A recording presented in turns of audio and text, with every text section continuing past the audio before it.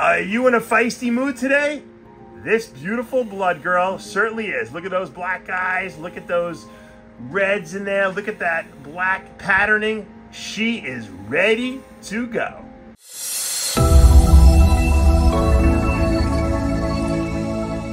What's up, snake fans? Dave Palumbo here for Muscle Serpents Daily.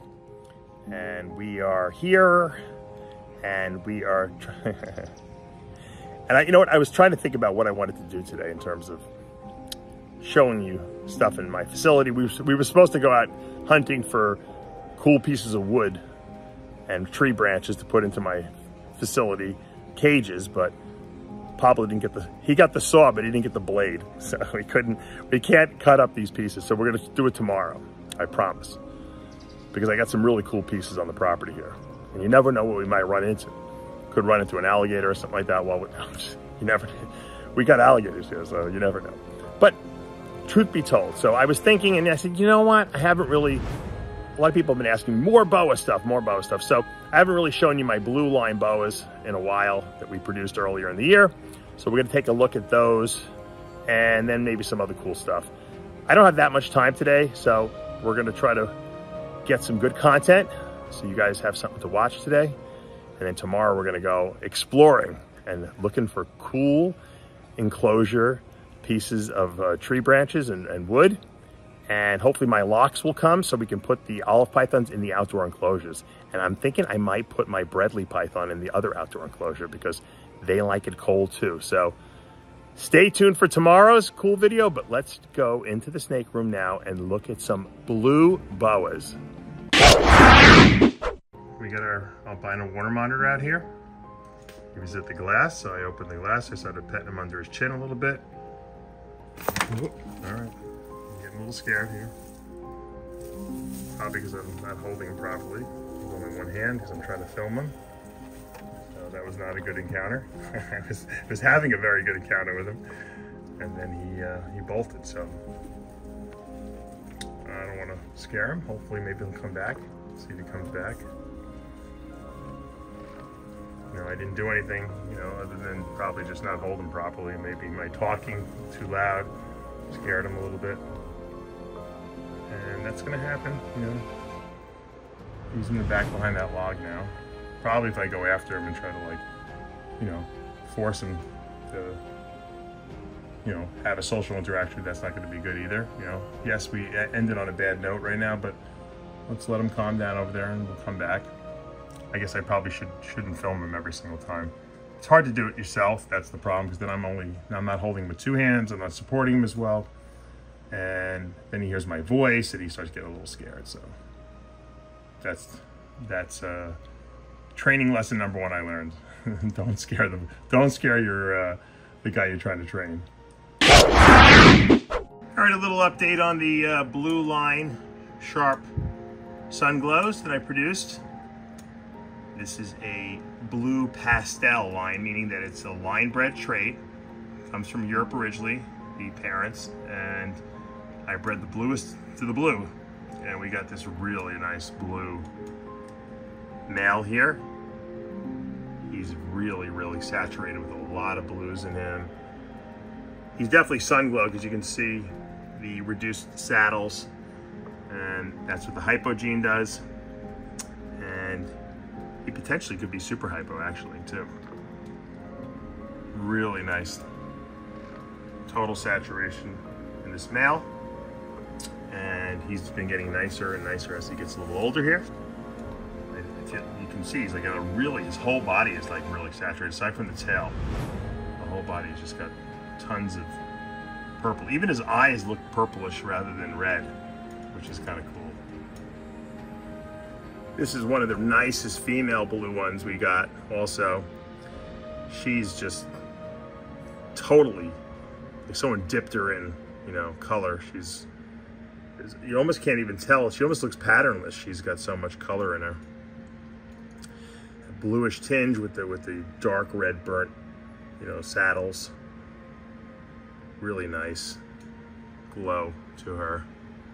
Also a really, really nice eye as well. They almost look like they're IMG, you know, that's pretty cool. But her whole body is completely saturated with blue. Beauty, beauty, beauty. Here's another really blue. This is another female. Look at that. Everything but the saddles. Even the saddles have a bluish tinge over them as well. And they all look really different, which is, that's to be expected, because this is a pastel line bred trait. It's not based on a recessive or incomplete dominant gene. It's many genes contributing to the color. So depending on what genes show up, it's going to change the color, the pattern, everything. But this is certainly a Sunglow Blueline Sharp Albino. Really, really nice. Look at that. Once again, really getting better as they're getting older. Here's another female. She looks kind of weird because she's in shed. I just like the way her saddles look and the saturation of everything. Once again, she's a little her color's like a little grayish almost because she's in shed, in a deep shed, but you can just see that total saturation of the entire body. She almost looks pinkish though, or purplish, because she's, once again, she's in shed. But I just thought I just love her tail and all that detail. When she sheds out, I'll do some more video of her. She's really nice. Here's another completely different looking male. This one's like a really, really dark blue. And look at that tail. Look at the definition of that tail. It's so dark. These just don't look like Sunglow Boas. It's amazing what some line breeding will do. You would swear there's other genes in here. And there are. They're just not recessive, incomplete dominant genes. They're many genes. That's why we call it polygenic. Poly meaning many. Many genes contributing to a certain look. Depending on how many genes they get, that will determine the look of the snake. So, probably one of the nicest tails I've ever seen. It almost looks like a red-tailed boa, but not even. It doesn't look like a red tail. It just has the vibrancy of a red tail. Look at even down to the very end, the purple outlining there, and the whites in there. Woof! That is nice. Of course, my bluest blue, the nicest one in the whole litter here, happens to be in shed here, unfortunately. But if you guys remember me showing when he first was born, you can tell by that tail. That tail is just off the freaking charts. Crazy. This is the craziest looking boa I think I've ever seen. And he's in shed. Like I said, I'll take some more video of him when after he sheds, but he's just wacky. It's like white and blues and these reds, and I don't know, there's like a gold flaking outlining there going on, and crazy. Yeah, you know, this was probably one of the best litters I've produced of boas, and it wasn't even anything, like, it wasn't a 25 gene animal. It was just a Sunglow Boa, you know, that happens to have a lot of line breeding and a really good pedigree going on here. So you can see that you can produce some really nice stuff if you're patient enough and you select the nicest animals. Check out this snake. Look how nice this one's developing. This is a Motley Jungle Hypo 100% het VPI snow. So that's 100% het VPIT positive and 100% het anery, which removes reds. That creates a snow, or a VPIT positive snow would create. But look at this. This snake doesn't visually show any VPI or anery, and it's still off the charts. The Hypo Motley Jungle alone makes it look kind of crazy cool.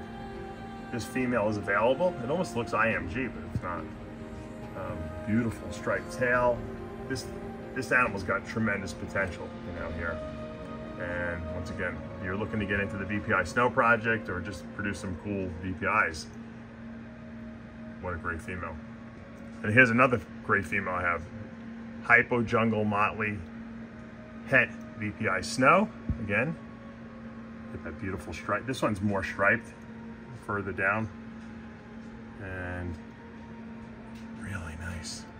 These guys are really, I had these babies were nice when they were babies. They've really developed nicely. They really seem to get better as they're getting older now. All right, I wanted to show you this snake. She's a little pissed off because I just cleaned her cage, but man, I didn't realize she was so good. This girl has gotten better and better since, I guess she's about 2 months old now. This is a blood. I think it's a visual Gilbert T positive, and it's possible also het leopard. These are dwarf boas. These are going to be really, these stay very small. This is one of the nicest bloods I've ever seen, and that's why I think that potentially this could be Gilbert T positive in there as well. It looks a T positive-ish, even because the blacks are kind of really muted a little bit. But even if she, I don't know, even if she's not, or this is a boy actually, even if he's not, this is one of the nicest looking bloods I've ever seen. I got to tell you, that's why I can't believe it's just blood. It just doesn't make sense to me that that's all it is.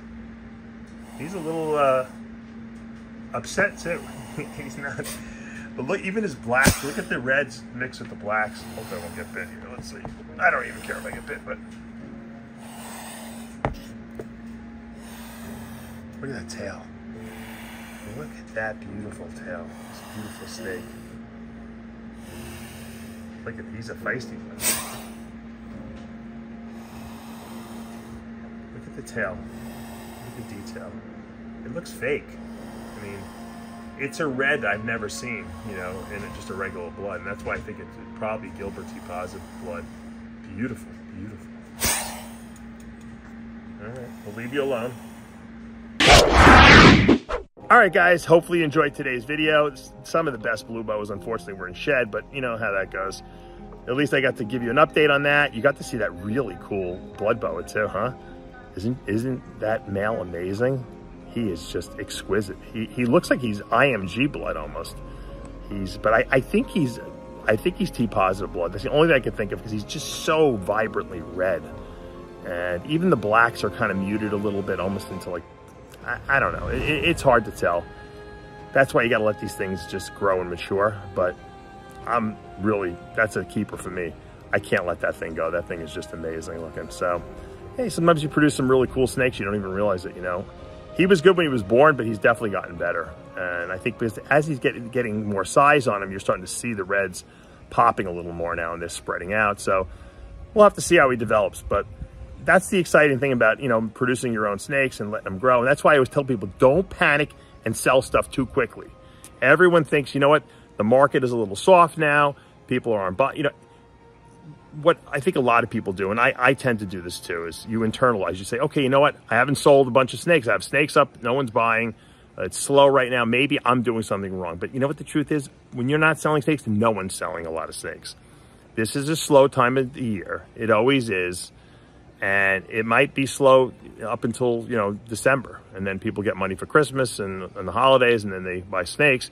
And then it gets dead again for a couple months, which is fine because you really can't ship in the cold, freezing cold months anyway, of January, February. But then people get their tax return checks and then they go out and buy snakes with it.